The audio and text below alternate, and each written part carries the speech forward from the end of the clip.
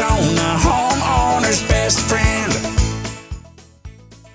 On the drip irrigation heads, one thing you really have to look out for on your trees is in the summertime, obviously there's a lot of water going through there.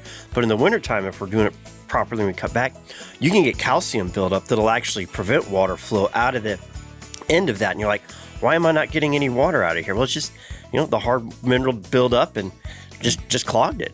Correct. The drip lines and emitters can easily clog with white calcification buildup. So yeah, from time to time, you do need to clear them out, perhaps replace them. The emitters and sprinkler heads can definitely overwater as well. So really watch those incremental adjustments.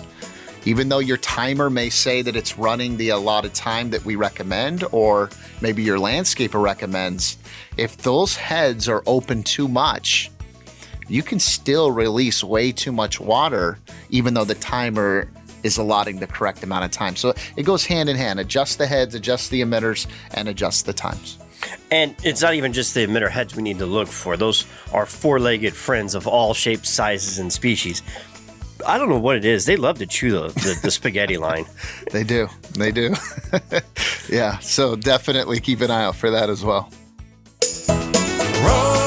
Rosie on the house, every Arizona homeowner's best friend.